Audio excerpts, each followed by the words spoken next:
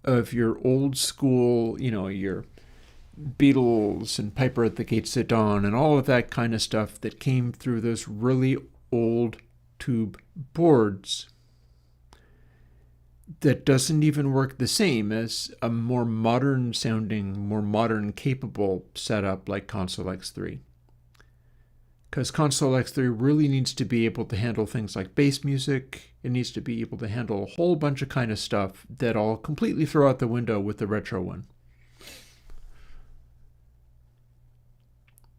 I think we're looking at a combination of things that will work nicely. I think that it's going to work. And that's pretty cool. So let's bail out of here for now. That kind of blows my mind a little bit. That kind of blows my mind that I can't make Console X3 do the thing that the new stuff is doing, even though I have Weave in Console X3. What Weave is for... Away with you, away with you, Let's away put it back. with you, away with you, away with you, away with you, away with you, away with you, away with you, away with you, away. Some more highs. Away with you, away with you, away with you, away with you, away. Balance it out. Away with you, away with you, away with you, away with you, away with you, away with you, away with you, away with you, away with you, away with you, away with you, away. Oh, I see part of the problem. I had the channel engaged, so we had extra gain. We weren't really able to tell that it was extra gain because I'm using that aliasing correction on there. So the fact that we were running through a stage of channel encode didn't even come across. That's neat and a little bit unexpected, but here we are.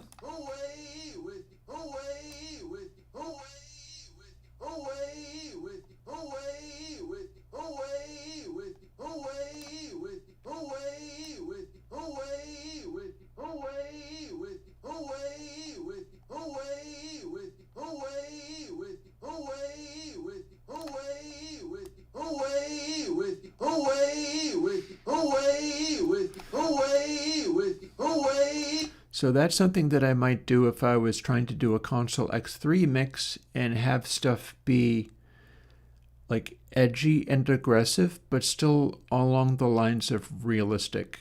It's trying to present a sound rather than trying to sound like an old console. Away with you, away with you, away with you, away with you, away with you, away with you, away with you. Whereas if I was trying to sound like an old console, away with you, away. Oh, that's also much louder, so I should balance them.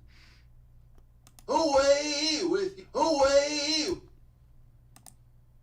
Compared to away with you, away with you, away with you, away with you, away with you, away.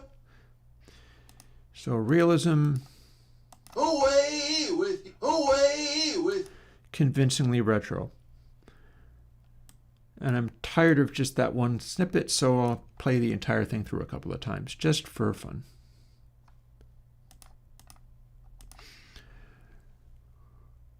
Realism.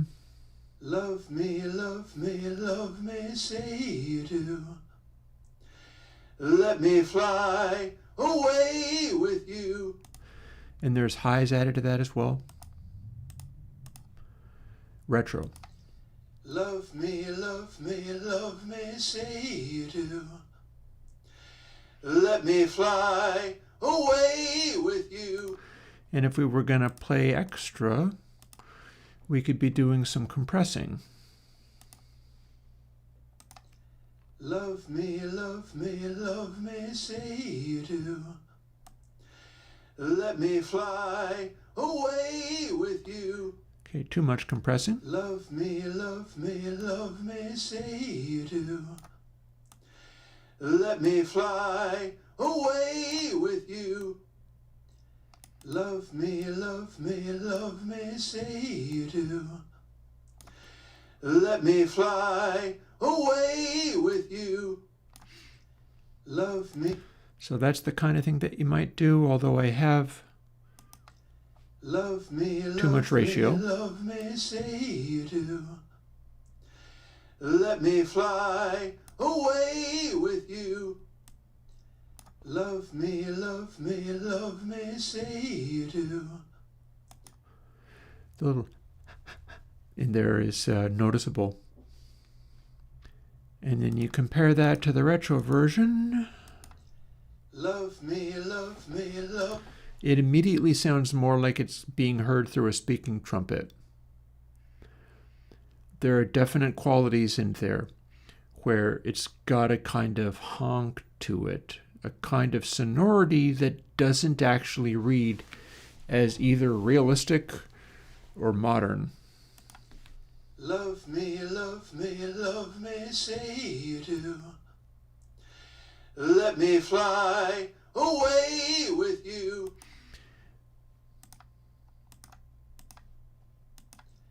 Love me, love me, love me, say you do. Let me fly away with you. I think these things serve their various masters pretty well. Oh, let's play with no high passing or low passing. And maybe a tiny bit more saturation. Love me, love me, love me, say you do. Let me fly away with you. One of the things about using compression is if you would like to get the really flashy vocal performances, like reminiscent of the Eagles, reminiscent of Crosby, Stills, and Nash, reminiscent of the Beatles around Rubber Soul, etc., you have to be using compression, because one of the things that they did was put in enough compression that each respective harmony part was at exactly the same volume. And it's old enough gear that you could kind of get away with it. This is a difference between the older Beatles, which I've also been hearing recently, where I could hear them doing their harmony vocals, but they were not doing the same as, like, I recently posted Nowhere Man. Nowhere Man is like a Rubber Soul era. And that's one where they had all of their singing on point, because that's also necessary. But the really early Beatles, they had all their singing on point, but then the respective volumes of the harmonies would shift around a little bit. Like, one part, oops, all of a sudden this guy went a little louder, so the balance isn't there. And then bouncing around a little bit, they wouldn't be singing stuff quite the same. Whereas when they throw the compression on, the harmony notes just lock. And that's one of the things they picked up from, like, the Byrds early on. And Crosby, Stills, and Nash had ex-Byrd Crosby who had learned those things. And ex-Buffalo Springfield Stills. And soon to have ex-Buffalo Springfield Young. And ex-Hollies Nash. But that is one of the things technologically that they brought to the original Crosby, Stills, and Nash settings. In order to get those particular characteristic vocal harmony sounds, you do have to have compression happening. And the difference is a little bit like the difference between this, and I'm not letting you see this, so this is the retro bass and weave. This is the retro sound. Love me, love me, love me, say you do. Volumes jumping Let around. me fly away with you. So it saturates a little bit, but then you apply compression, Love me, love me, love me, say you do. Let me fly away with you. Even though the articulation of the syllables still have the ability to pop out, the body of those sounds are being squished down to less of a variation.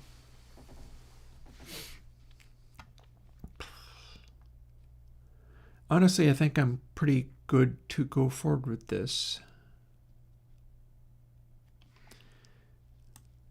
I will want to write down this. I've already written down that stuff. That's fine. I don't need to do anything further. Wait. So now we're going to modify some of this. Also, a little round of chat questions. Ben, if you're doing stuff like that, you go ahead.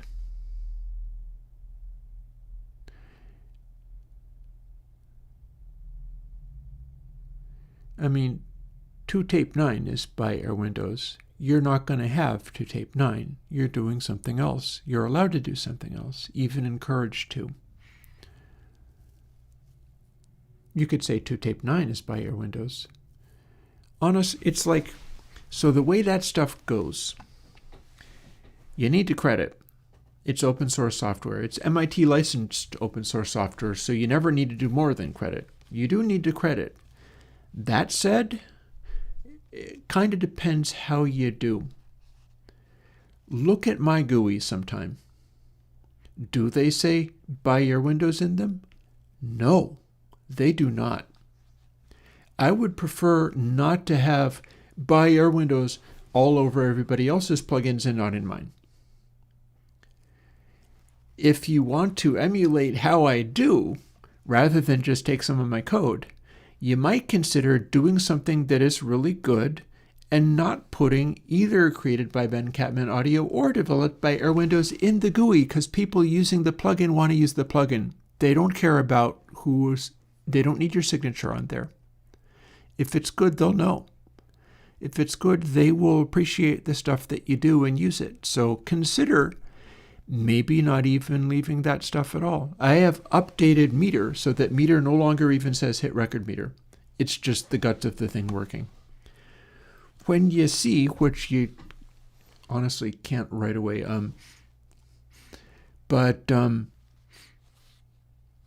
yeah, somewhere in the acknowledgements or in the source code, if you do open source code, if you don't do open source code, you need to find some place to say it. Open source is easy. You just get to include the credit. If you're doing closed source, first of all, that's an extra challenge because people will see you using open source and turning it into closed source and will think that that is not the coolest thing to do, which it ain't. Like, if you're going to do closed source, you could think up your own stuff. But you're allowed to under the MIT license. You are allowed to use that. You do need a credit. It becomes just a matter of public relations. And public relations is important. Like, it's important to figure out what to do around things like that. So let me first of all look up what these things need to be, because I've got this dialed in now where it's going to only have a cutoff frequency, and if we need to scale that by overall scale too, so don't let me forget that part.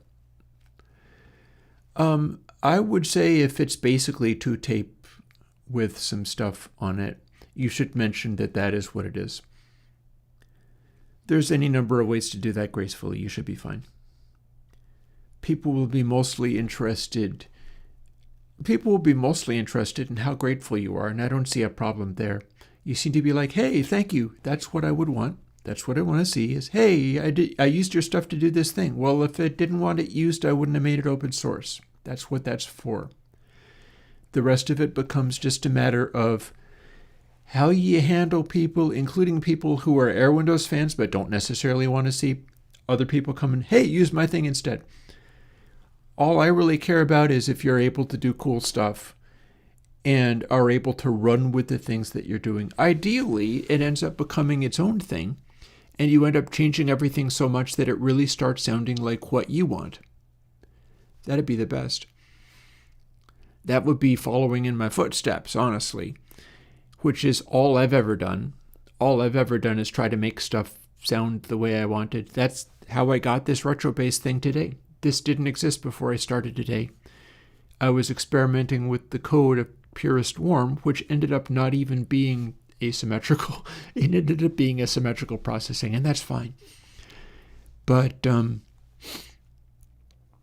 it was all in the service of chasing some kind of sound. And I'm not the only person who can have a sound in their head. I'd like people to have their own sounds in their heads.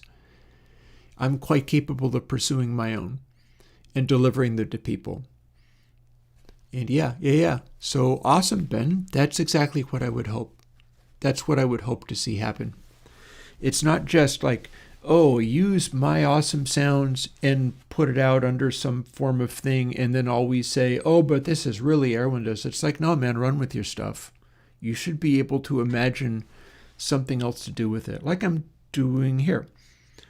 So tell you what, let me start by going plus 74.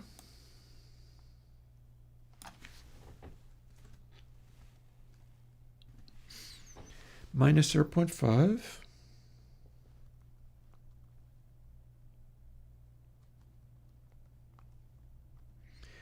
Gives me 0.24 times 4.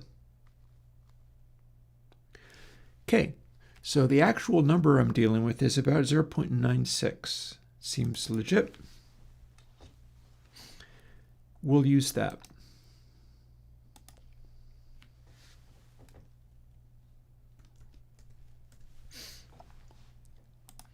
Now we don't need that anymore. IIR amount is going to become param A. That's going to have to be a capital A, champ. And the non-lin does nothing, so we can ignore that. And then high pass amount is directly the value 0.92. So cool. Do have to tell it to edit all in scope. There we go.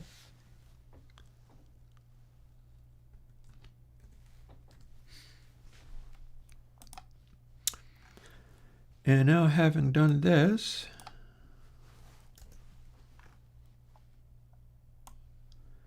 and I can probably hit delete on these, and no, it got stuck for a while. That's fine. It's processing through those warnings one at a time. This old computer is not able to do some of these processes cleanly and efficiently, but there it goes. It got there. And doing that search and replace on all of that stuff has now given me fixed numbers to incorporate this stuff with.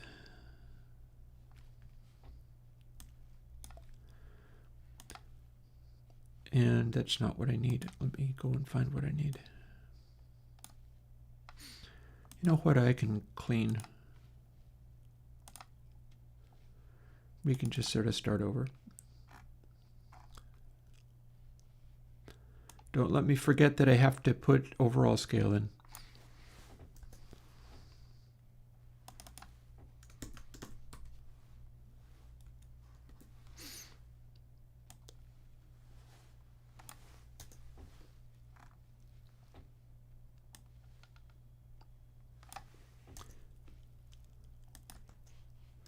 It's a one knobber, because that's just how retro stuff is. Like, oh, theory of mind. Well, I will show you this in a moment.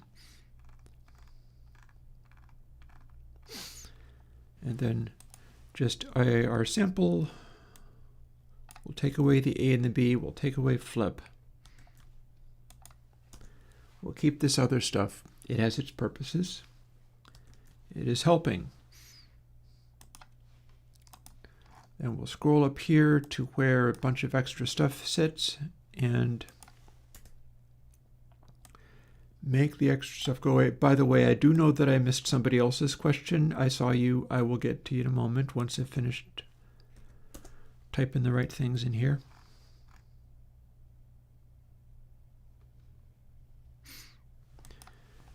And then here's where I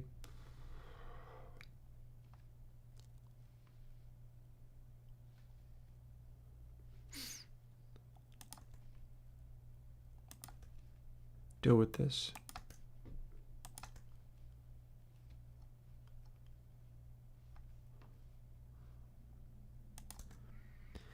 And that's all that is.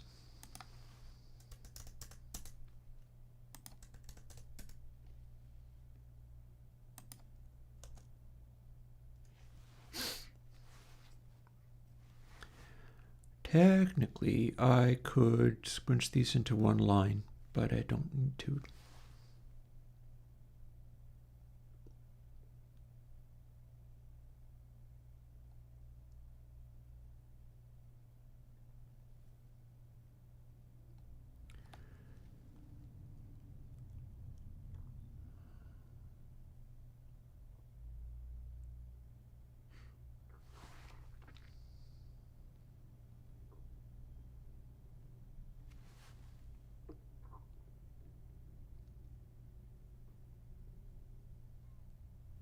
I'm thinking if this would change if we didn't even have this variable and I straight up just used IIR sample for this.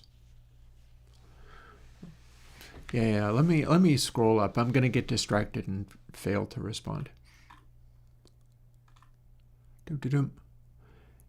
There we go. So Johnny Muscles, the other question. There we go. Favorite Dynamics plugin for making things more pokey. Dynamics 3 is doing a very good job at this time. I don't have anything better right now. I think that has come out. It's what's going to go into Console X3. Again, I think that's come out. Let me double check. I believe I had Dynamics 3 come out.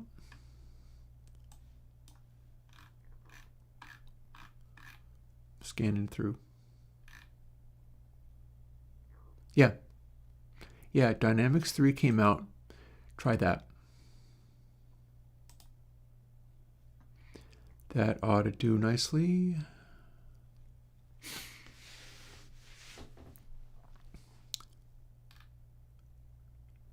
And 3 of mine missed all of this. Oh. Meanwhile, let me finish this up.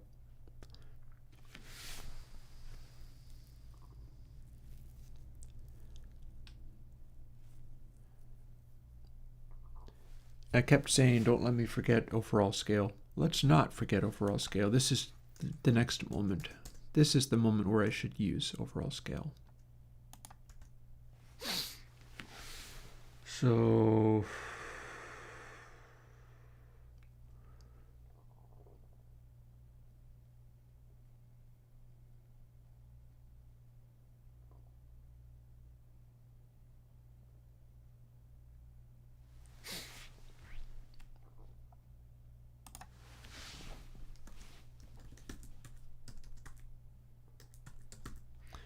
that's how you implement it.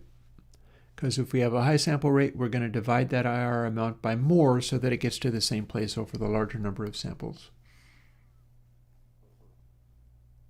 That ought to do it.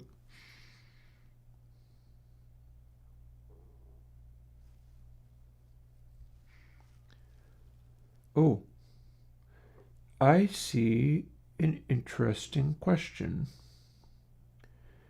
If IR sample is never equal to 0, then we can never not run up the stuff.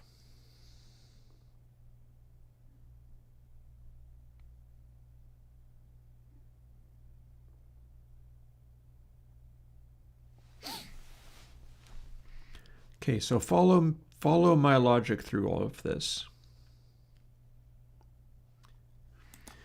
We have this if statement and this if statement.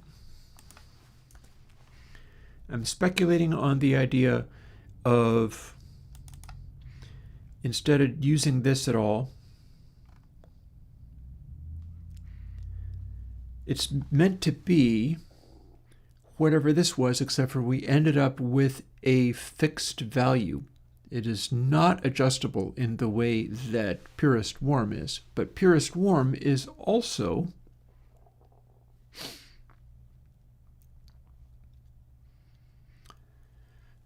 second and fourth harmonic generating. This is not.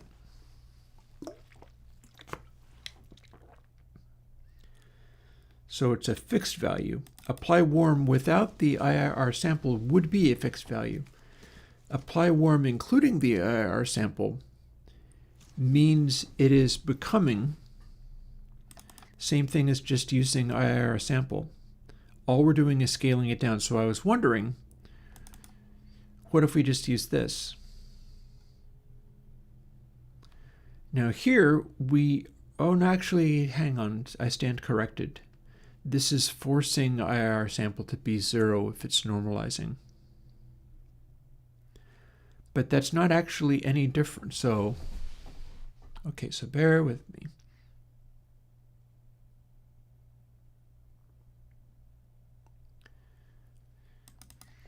I feel like there is a way to do this.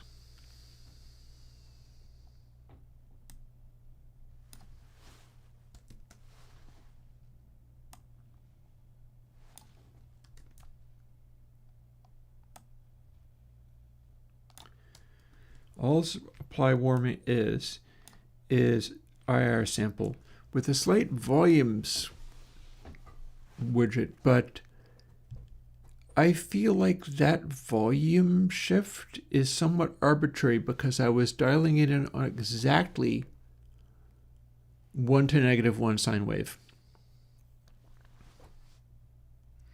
What if it doesn't have to be exactly 1 to -1 sine wave? Lots of the other waves going into it wouldn't even be like that at all. And if it is either negative or positive and larger than this, that means we get to use it for that scaling factor. And then we subtract this much of it.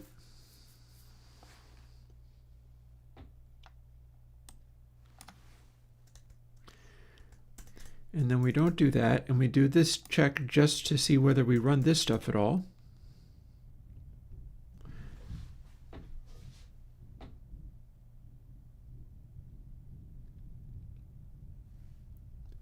I hear some thunder out there outside. I should change the name of IIR sample too.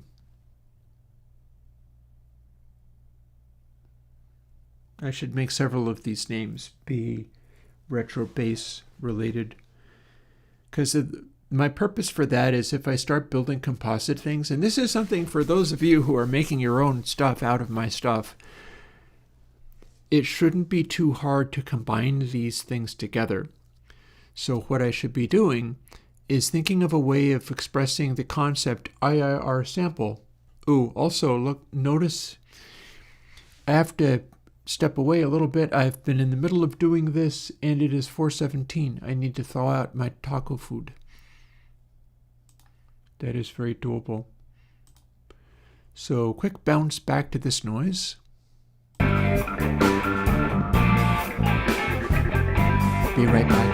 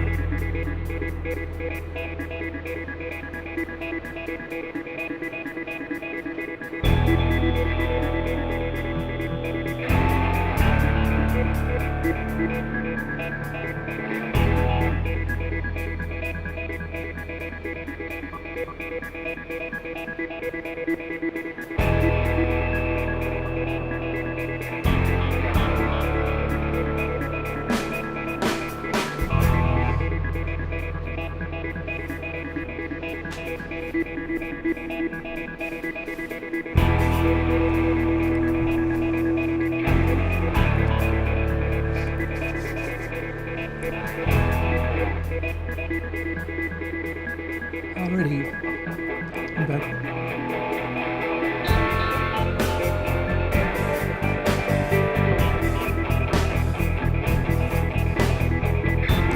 So this particular example happens to be me doing a sort of comparison thing.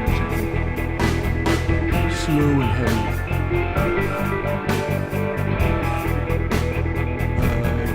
Jupiter.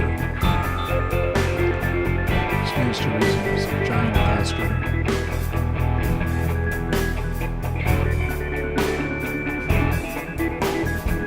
I'll let it finish.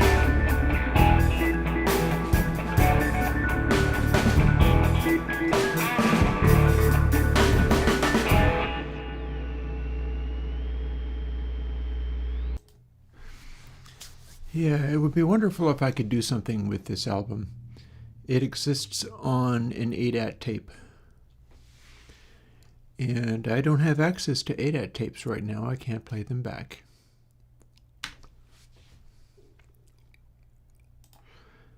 Let's get back to having Retrobase finished.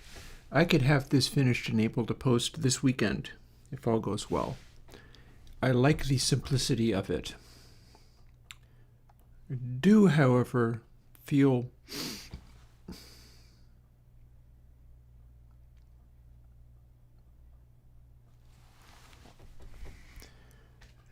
technically,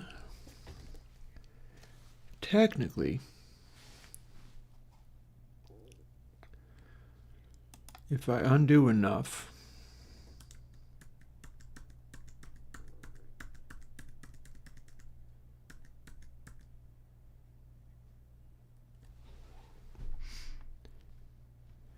.96.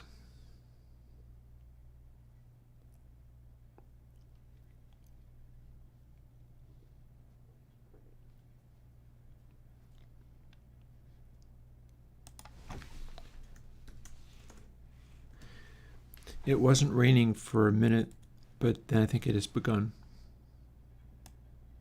Oh yeah, I hear it coming. The rain's coming on. If we lose power, it'll be because I lost power. Department of Redundancy Department. Okay, so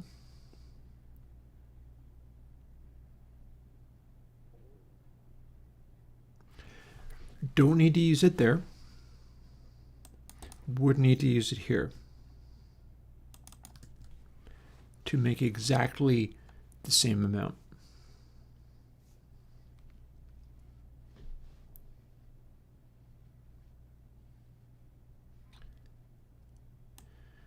Would need to use this.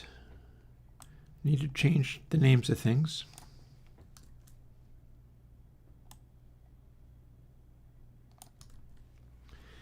Make sure that there's a value that's not 0. That'll work.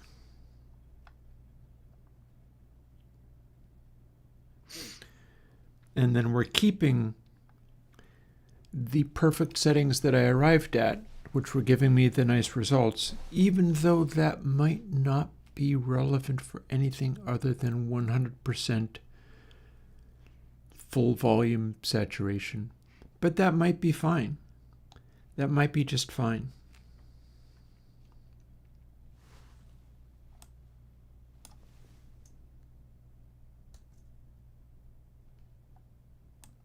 Meaning we don't need that. But we got the 0.96 out of it.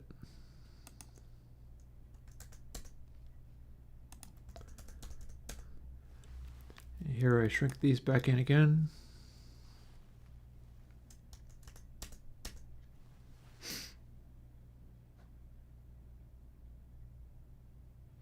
I was going to rename these things.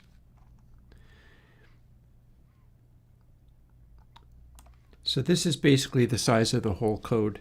And a lot of that is the derivatives that are built in here. So that's a thing. That said, it's part of the sound, so I'm not getting rid of them. I approve of those doing what they do.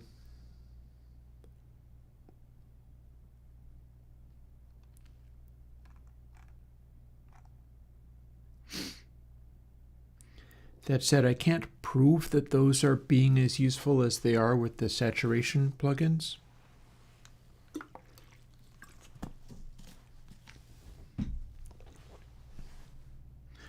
Guess it remains to be seen. Hey Aurora, how's it going?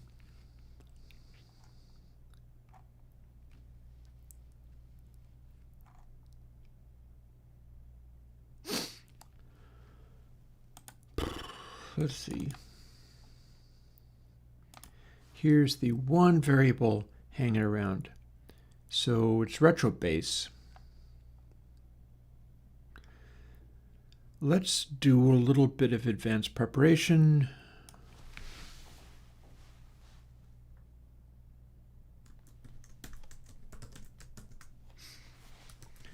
For when it is a stereo plugin, which I'm going to be doing quite soon, I think.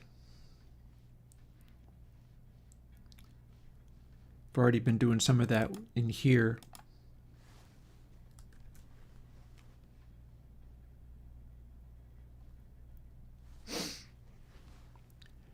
And save.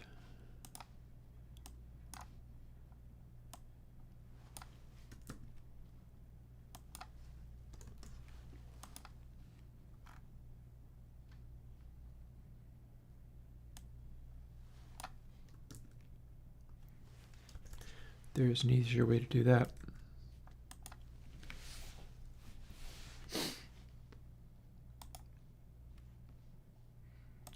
Kind of like this.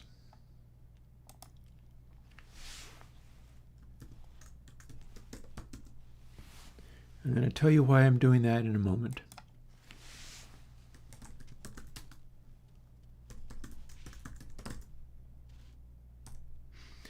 There. So now if I do this, this is overriding all of these. So if I rename everything in scope, it is taken over from the other definition that I had, which I've now changed the name of.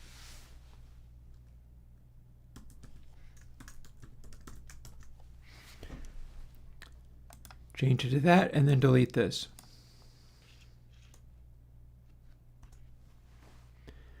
And we're off and running.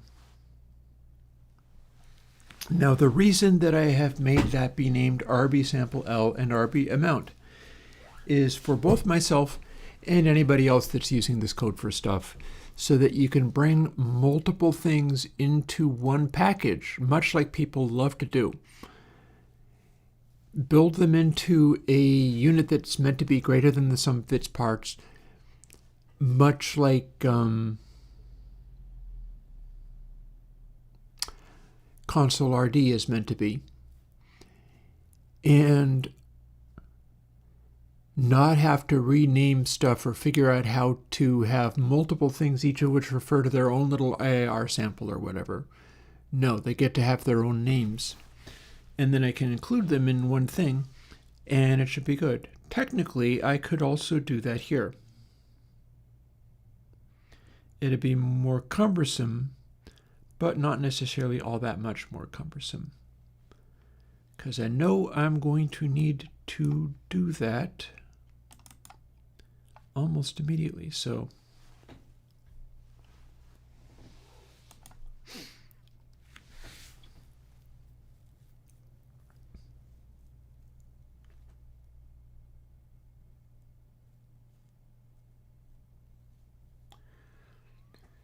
D means derivative, dv means derivative, pv means previous. So I can keep the d's and the p's, but personalize it.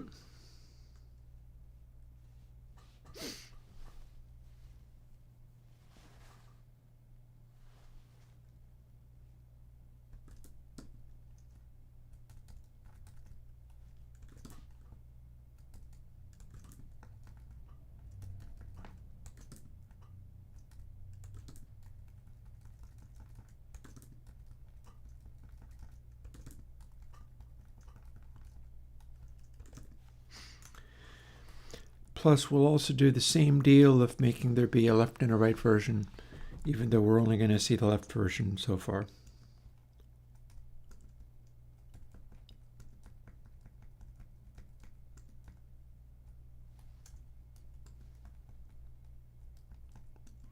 All I have to do is copy this line and change the L's to R's, and I'll have my right version.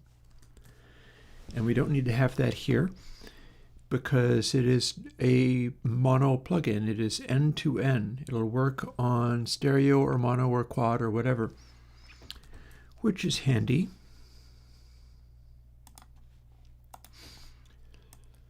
And I don't have to change this stuff up here because it's not referring to any of that. It's only referring to the final variable of total. But what it is going to refer to is here.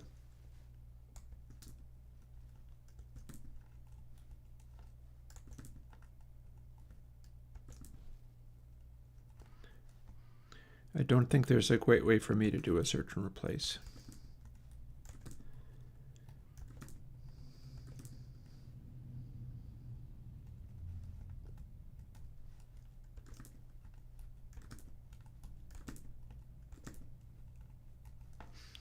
Always willing to do the typing if it means sticking with a train of thought that I'm following, rather than stopping and thinking of some way of optimizing what is in the end only typing.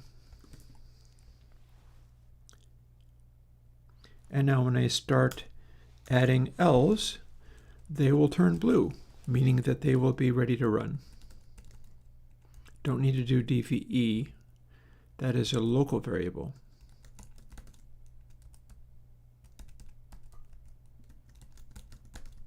I can if I want.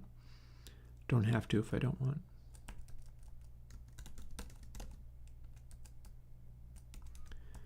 Again, once they start referring to what's in the enum, it's like they kind of light up. So, missed a couple here.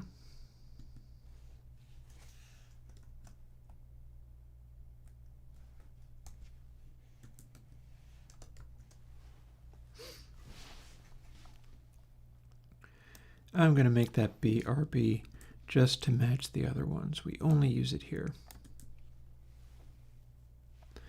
The reason it has to be a variable rather than just using this directly is because then we immediately assign that, at which point we wouldn't be able to use it.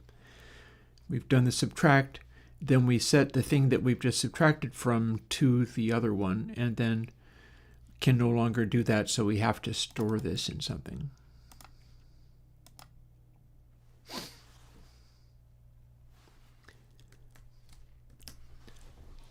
And it's going to need to rebuild its libraries, but I think it's pretty much ready to go. Oh, no, it's not. No, it's not. I forgot a thing. Tell you what, maybe I can command stop. Well, I don't need to command stop it because it failed. I was about to stop it without even it finishing. Let's do this over.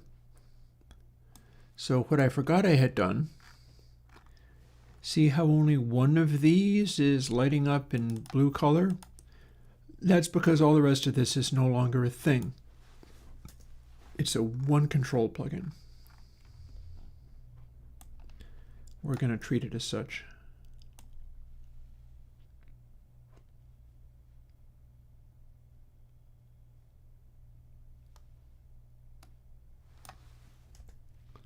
Boop.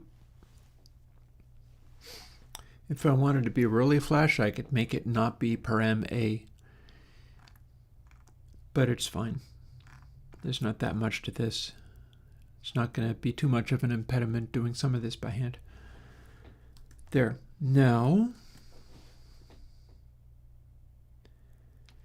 it knows what these things are, but they are in libraries that I have now cleaned. So it needs to do the libraries first, at which point it'll be fine. Ta-da!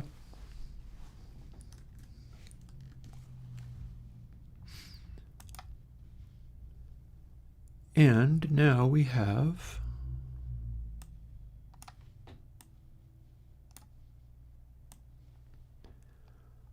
Z plugin. I'm tempted to move it to the top of the list, but I shouldn't have to.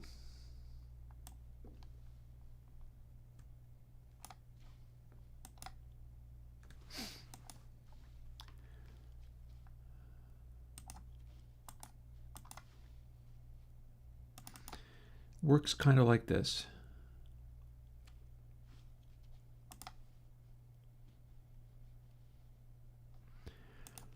Airwindows Retrobase. Oh, do we have a reasonable default?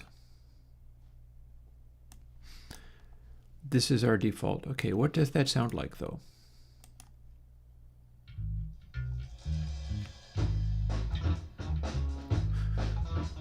Okay, I'll buy that. Here is nothing.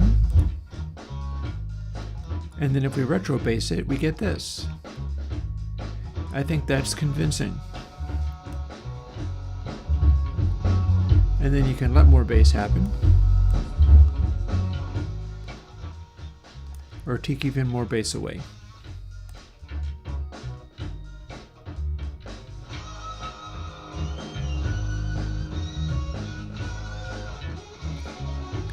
But it's not simply a high pass, it's how it does it.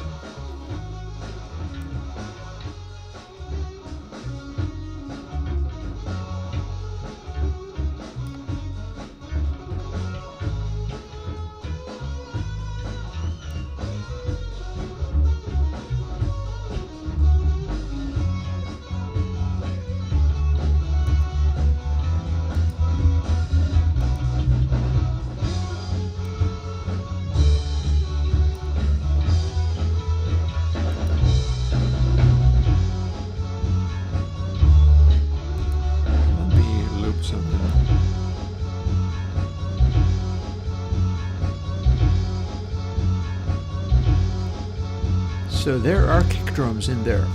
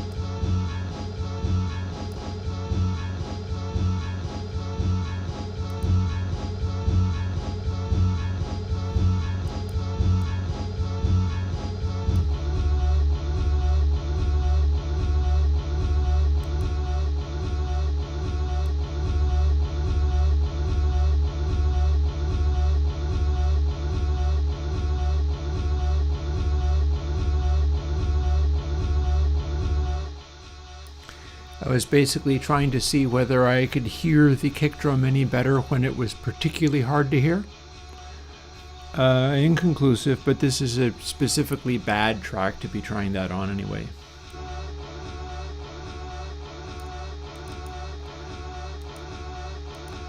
And then here's our default.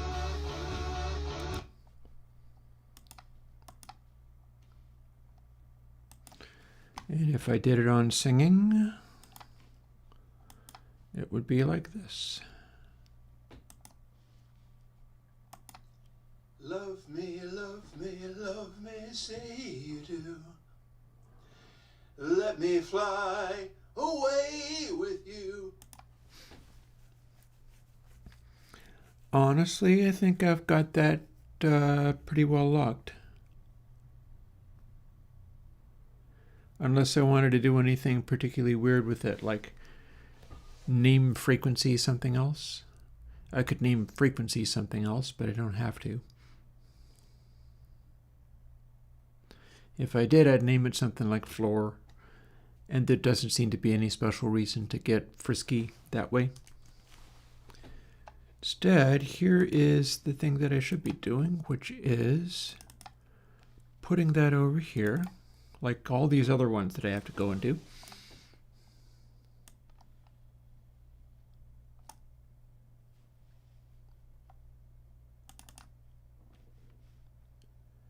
And let us prepare to make a VST version before dinner. Because if I can make the VST version, I can build it up and you can have it this weekend. That seems like that would be fun. Practical rendering 16 or 24. I'm not sure why you would render music as 16-bit files in 2026.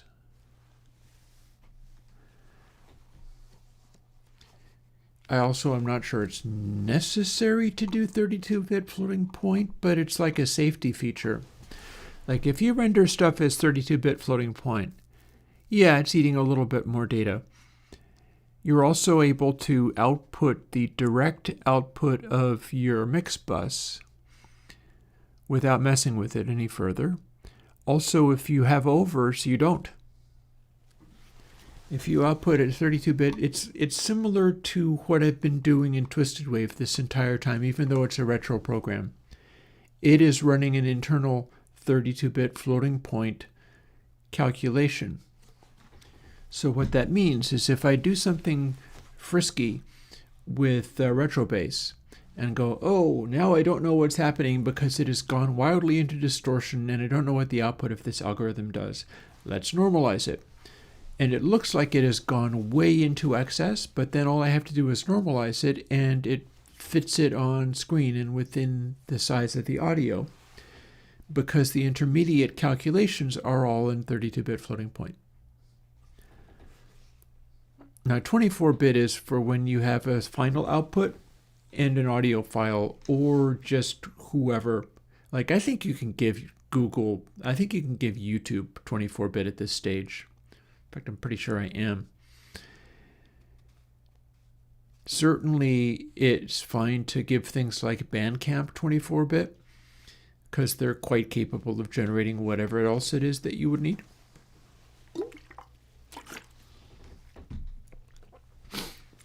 I don't have to do 16-bit CDs anymore, but if I did, I would be generating that directly so that I could control what dither I used. And that's fine, but it's not wildly necessary.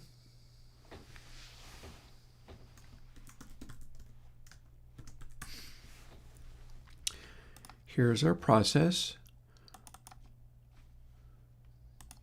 for our VST making.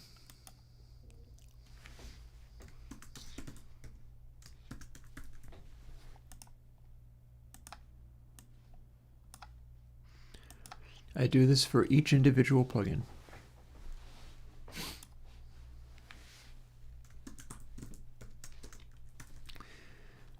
This is very likely to end up becoming the thing that makes console RD be special.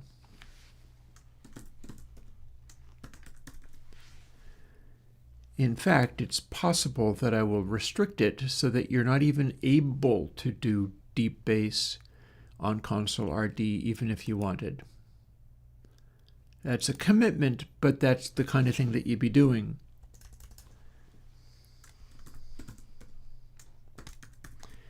I would probably also still let you adjust the frequency, because why not?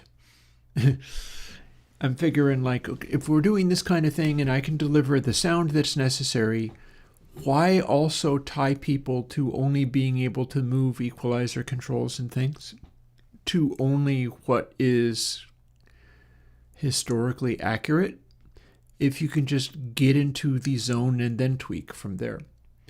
So in theory, you should be able to have it doing, like, your vocal is presenting one of those really early Beatles presentations where it's killing the super lows, and then it is also like doing some kind of funny lower mid-range thing. And I could just leave it at that and be like, oh, yep, that's the sound of that, enjoy. Or I could leave it as a control like Retrobase already has, where if you feel like this is too much low mid, sounds kind of lame, can't I punch it up a bit? You should be able to slide that control up just a little bit to where you have more of the mid-range energy you were looking for. And I feel that's consistent with the spirit of the thing, even if it is not accurate for I'm modeling this particular old console and recording system, which under these circumstances made the Beatles' voices sound like this, and under those circumstances made the Beatles' voices sound like that. You should be able to dial that stuff around. Retrobase will let you dial that stuff around.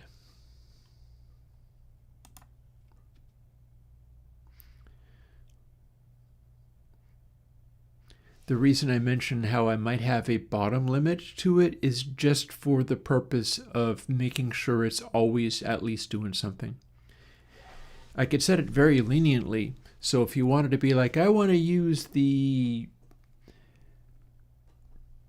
Sgt. Pepper console, but I want to put tom-toms into it and have it acting like the tom fills on Day in the Life. Well, first of all, yeah, I'll build in a Very Muse style compressor, and that can be the compressor for it. And I'll just make sure that that is on point and working really well. And that'll be the one that people use. But then also it would need to be able to carry some serious low end. And I'll dial it in until it's doing that accurately. But it shouldn't be able to like carry DC or anything like that. There's going to still be a limitation in there.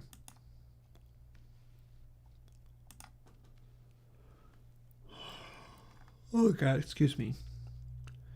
How humiliating. I'm yawning at people. It's not meant negatively. I'm tired. Where the hell did this thing go? There it is. There it is. That's the one.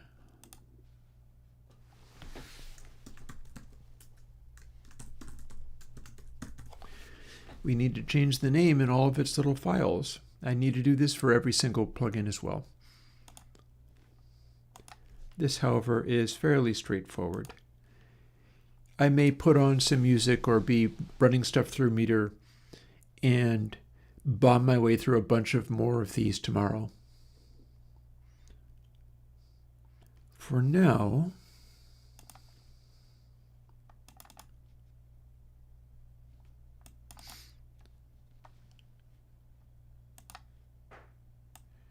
here's our source. Here's our target. Note that it's not ready.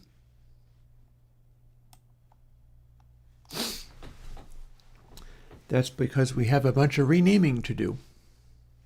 Oh, Console RD will have a very easy time making high scores in Meter.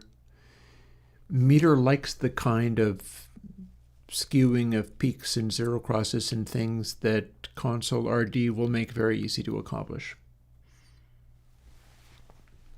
Yeah, there won't be any problem there. honestly, the full digital audio is more capable of giving you sounds that are in excess of what is needed. Full digital audio is able to give you slews beyond what is needed. Console RD will be restricting that to some extent. I'm not sure exactly how I'm going to go about doing it, but there's going to be something in there that stops it from just throwing loud supersonics everywhere. Mind you, there was a supersonic frequency on the Sgt. Pepper's Playout Groove. They put that in there to make dogs bark. Not making that up. Info.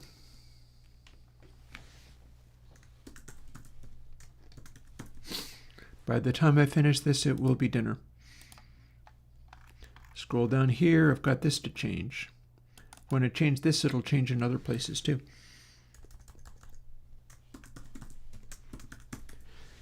And if I misspell any of these, everything breaks. So I've rarely done that, but I have done that before. Misspelled it somewhere, and then it's like, nothing works, why?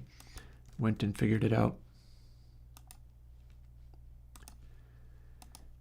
Since it's not actually finding those, we go and find the names it is looking for, and then we go and do that.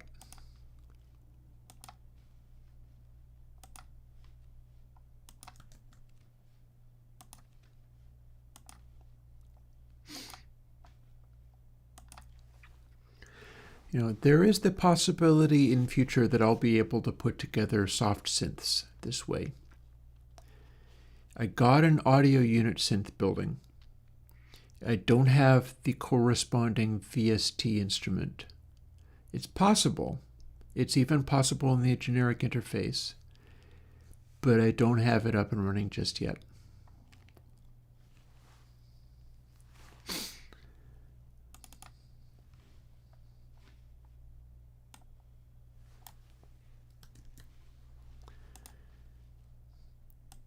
Here's part of the changes that must happen.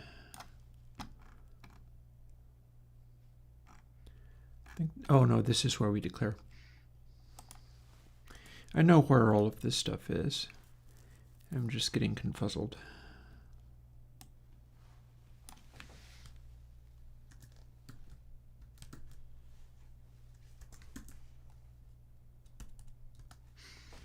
You can do that, and you can do this.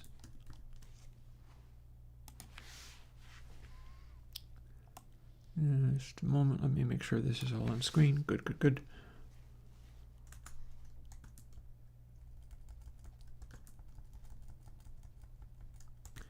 If I'm lucky, I can do a search replace for the actual code because there won't be any capital L's anywhere else.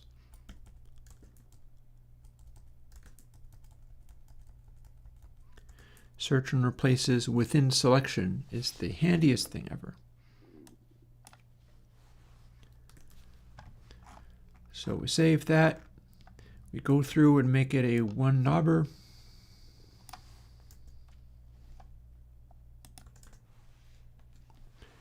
It was our TBS, wasn't it? Worth checking. Also, that's not a capital. That is lowercase. Oddly enough, the juice ones that I build need the first letter to be capital, and I don't know why.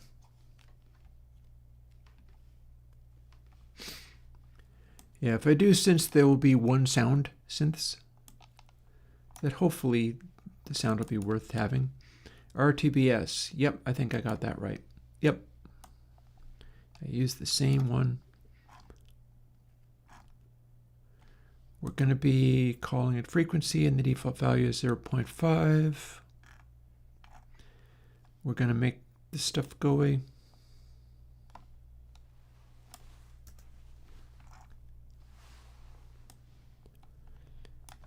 That's done. Yeah, it's done. He says, as a question.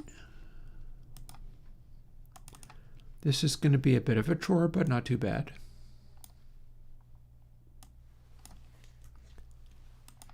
Probably be done before dinner time.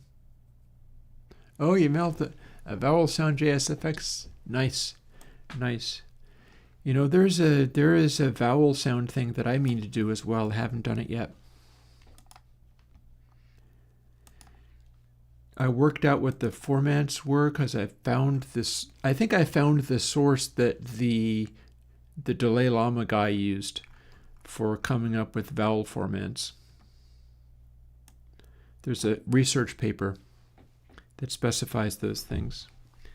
So I mean to do that with the same kind of filter that I built into some recent work. These filters that the guy from Cytomic really endorses and likes. It's a very simple form of filter.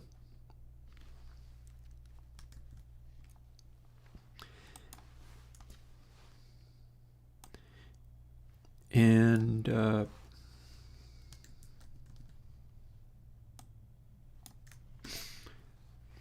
they can become very, very, very, very, very resonant in a way that I think would work for a format filter. So I'm going to do something along those lines.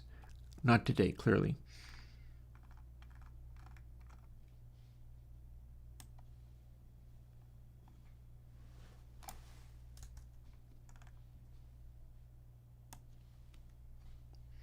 We're trying to get through this stuff today. Let's select that more neatly, shall we? Boop.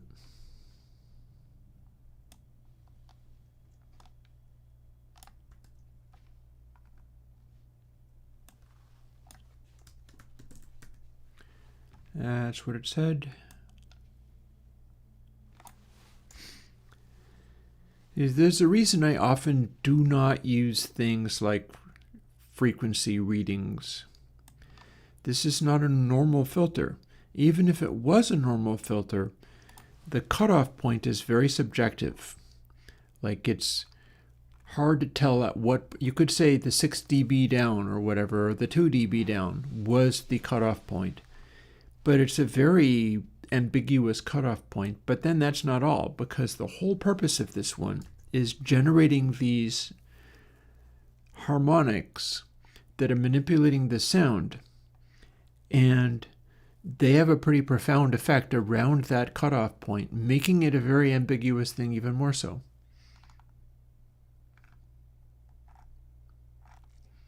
Anyways, looks like we have this done. Pretty sure that was what that was.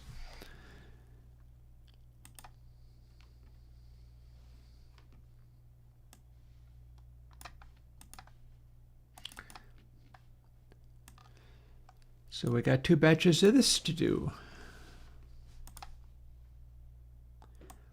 1 parameter. Do not need to use this. My templates are behind the times.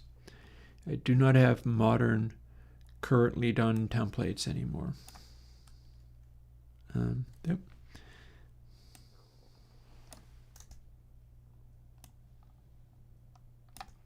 There. So that is the translation into VST. And there's another one of them down here, which also doesn't need that.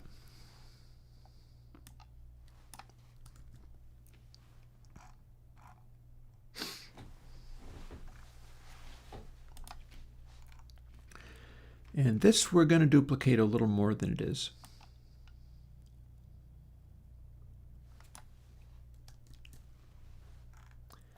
That's all there is. That is the entire RetroBase plugin.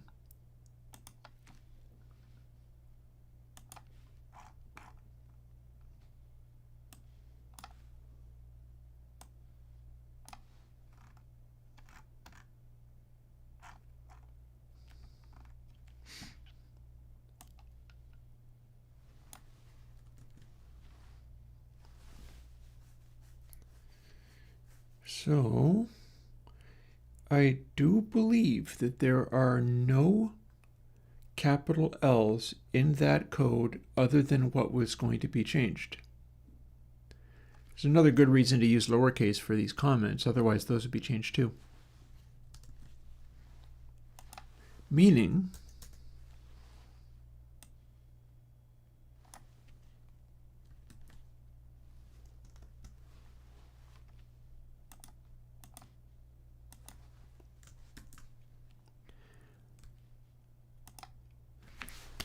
we're done. That's pretty cool, isn't it?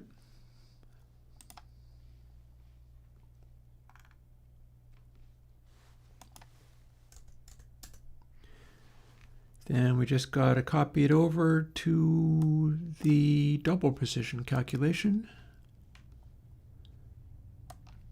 I always include those. Reaper is able to use them. That's the primary reason where I use VSTs rather than audio units, even though the audio units have some details that are nicer.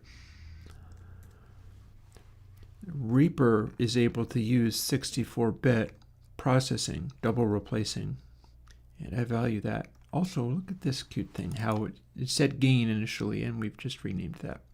And then we're not going to use it, because we're going to do this. Boop.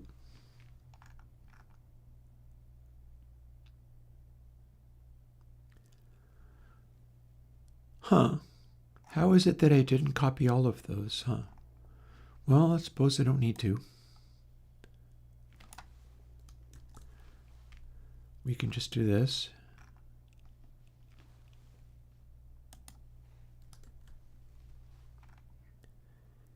And we should have that covered.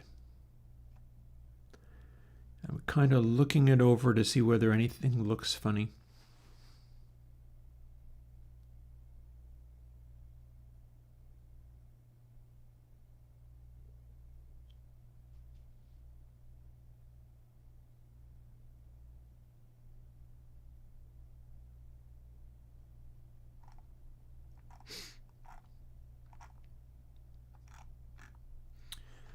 My declarations of if delta are both within if statements.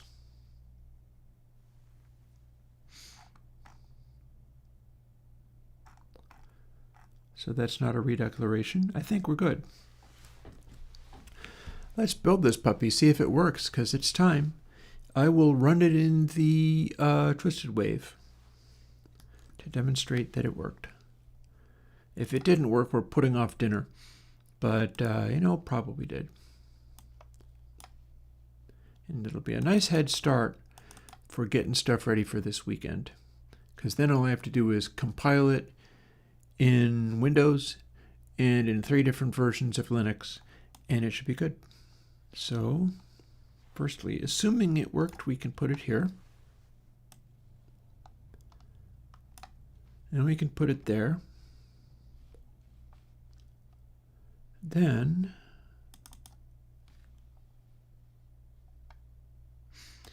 we can return this original thing and go look at VST effects this time.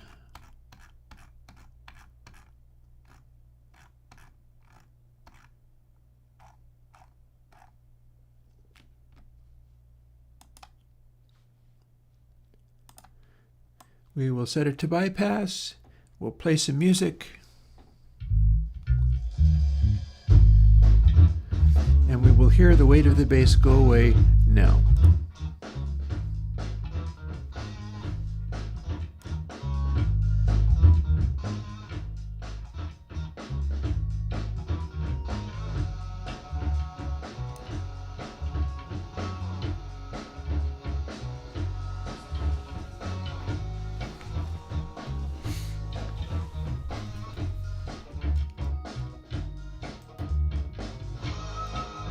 All right.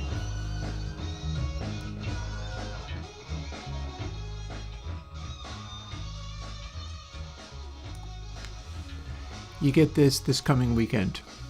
I shall put it out.